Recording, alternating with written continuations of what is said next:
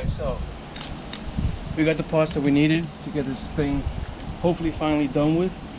If you look down here, we have the old clutch right here. Doesn't look too good. Alright. And then we got the new one. Now, we got this thing at our local Coast Automotive. It's an original Ford part. It's basically the only things I put in it.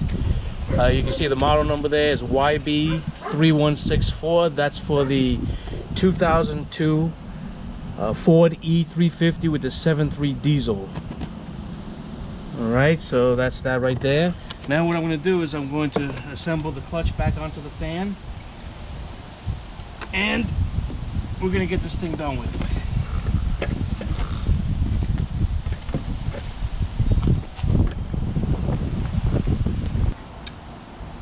The part, by the way, was $155 plus tax by us. I don't know what it would be by you guys.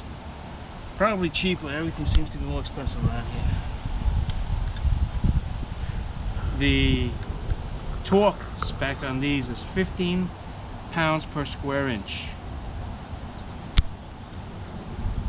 Now you see what I'm talking about. I'll mention that in a second. Hold on. After I torque these out.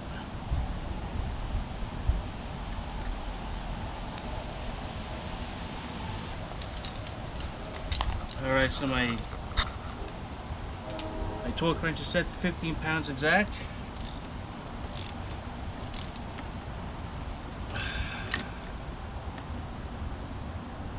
Okay.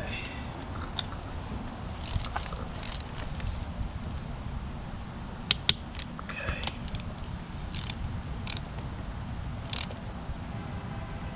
Probably should have a better work surface than this, but it is all makeshift. Okay, so we're at 15 pounds. What the hell's that? I think that's radiator fluid. Oh, true. Okay. I also did, by the way, buy some radiator fluid. Xerox.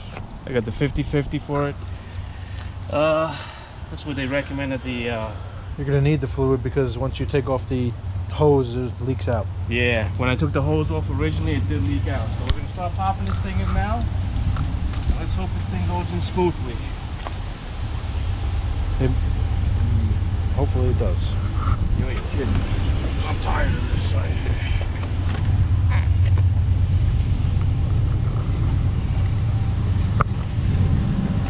Got the air conditioner hoses in the way right now. Gotta drop this in there. Gotta be careful not to damage the radiator as you bring this thing in there too. So there's quite a few things that you have to look out for.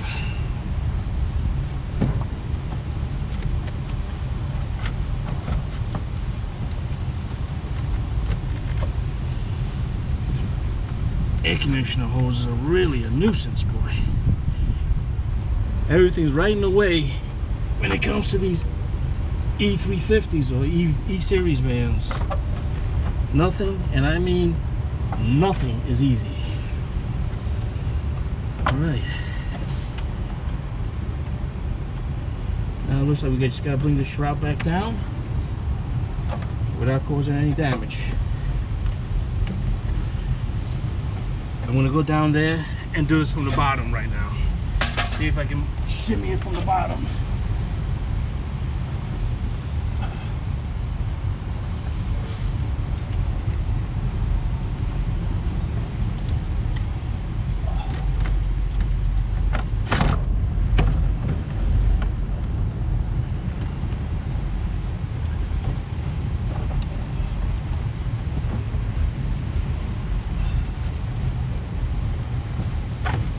Go. A little bit more. See, it's got to go over to towards the air stacks. Okay. No more. A lot on this side. Hold on. Go over this side.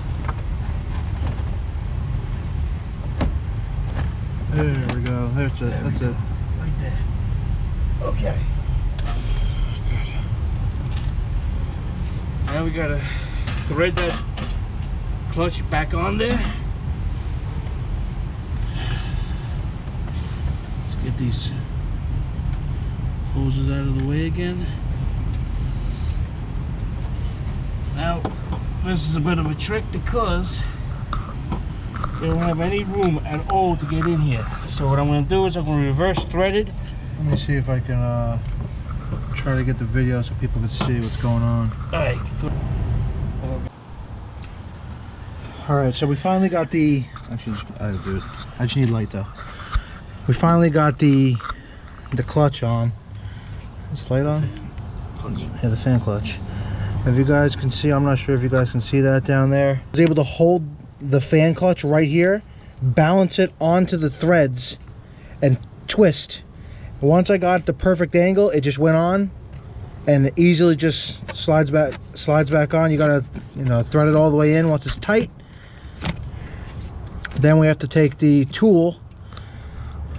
Like right now, I can't. It's just spinning the whole thing. I won't be able to. There it goes. Perfect. Now we'll be able to get the, again, we're gonna have to go down there with a vice grip. It's already still there. It's still on there? Yeah. But it's the opposite way now we're going. Right. I'll adjust it. So we're gonna have to get the vice grip on the pulley again, so it can't move anymore. And then I'll get the tool back on there and tighten it back up. All right, so what my father did down there was he re-tightened the vice grip. He said that when we were reading up that you wanted to torque it to, what was it, 40 pounds? 40 pounds, yeah. Problem is though, there's no way to get a torque wrench on there to see what you're doing, so I'm just gonna tighten it till I think it's tight enough. Okay, so we finally got that fan torqued pretty well. My son was able to put all his strength in it and basically lift himself off the ground. So we're going to assume it's at least 40 pounds, if not more. What we did do was, I have to go under there and get the tool. All right, so this tool came with it. It's actually the part that's supposed to hold the pulley in place as you are loosening and tightening on top, and it actually worked for us.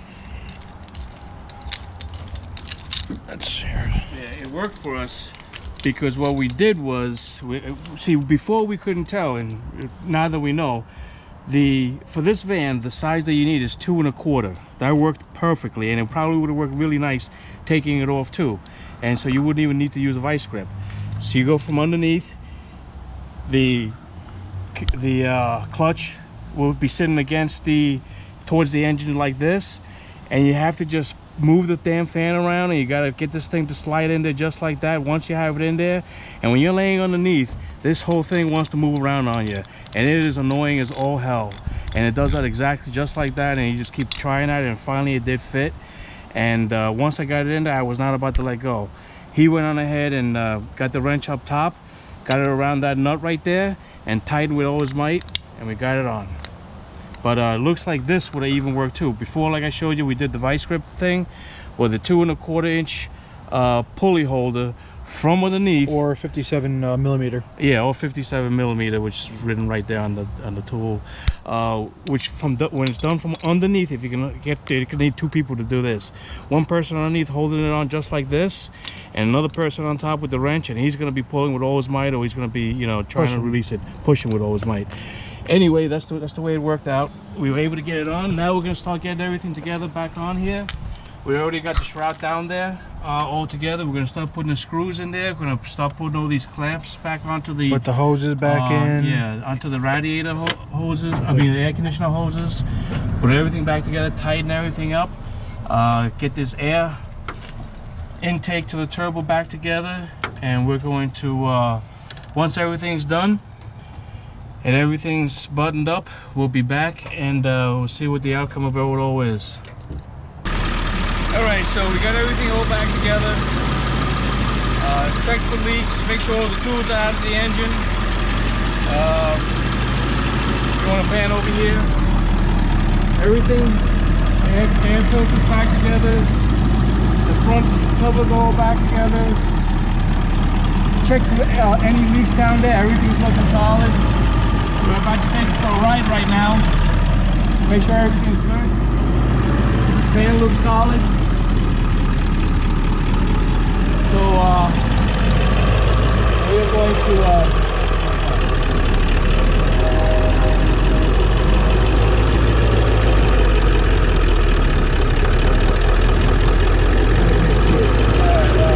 anyway, we're going to take it right now. We're going to see how everything goes.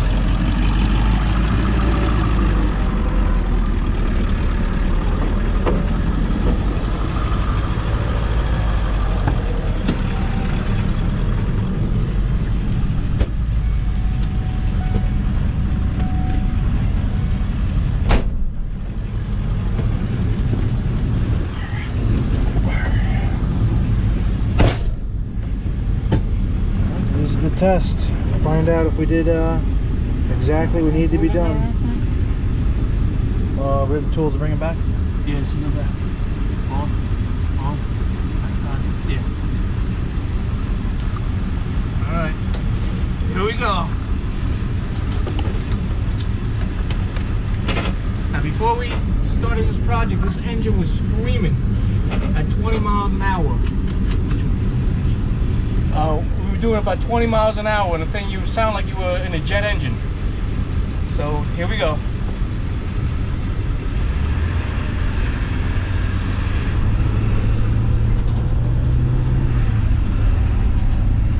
That already sounds pretty freaking good. Wow. Beautiful. Anything over there? You're good on my side.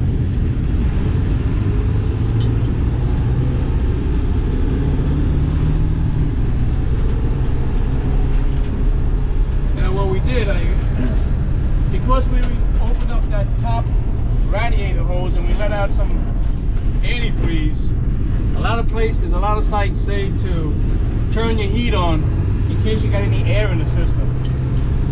That's to bleed out the air. So we did that, and right now it's a little bit warm in here. So we're going to just go ahead and see. Everything sounded good. The engine sounded really nice now. This thing used to scream going up a hill. Plus, I was losing horsepower on this. Like I said, about 25 horsepower. And right now it's feeling really good. And I remember we also changed. We did a whole overhaul on the turbo, and that sounded really nice too. So I'm really happy so far. Let's hope it continues. Now my guess is that down the road, and hopefully not too soon, we're going to be doing a water pump replacement on this, because this van, I mean, it doesn't have this, you know, everybody claims that these things have million-mile engines on them. And so when you think about it, this engine only has about 186,000 miles on it. But all that stuff's original in there. So I'm going to guess that we're probably going to, you know, I didn't buy this van, you know, I'm not the first owner on this thing. I bought it used. And right away, when I first got the van, the transmission went on it. That was one thing we didn't do that. I had to pay somebody to do that. But so now we did, the transmission on it's been done. The fan clutch's been done. The turbo's been done. The high pressure oil pump's been done. So yeah, it's been quite a bit of work on this thing. We never ever thought to film any of this stuff. My son and I, we're not mechanics by any stretch of the imagination. We are about as amateur garage mechanics as you can get. And so I figure if we can do this, anybody can do this. And that's basically it. We're almost to the location where we powered the tool from, the AutoZone. And everything seems pretty good. And when we get back to the to the house, what I'm going to do is I'm going to open up the hood again and see if we still need any more antifreeze. And we'll check that out. So we'll get back to you then.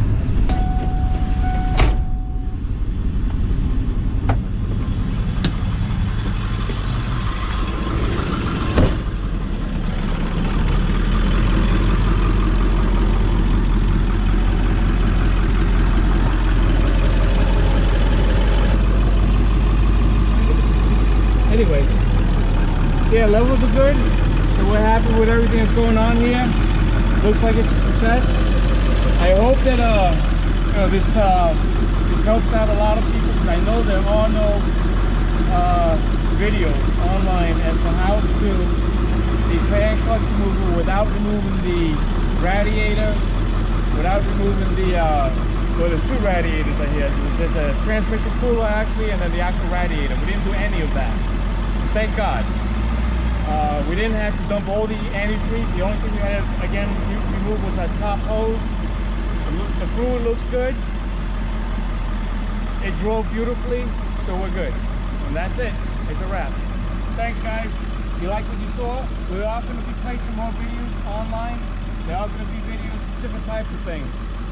We have property upstairs, so there's going to be some you know, some outdoor cabin building videos that we're doing. The process also building a cabin, so we're going to be showing you some of that if you guys are interested in that. So subscribe, stay tuned, and we'll probably, like I said, probably be changing the water pump on this soon.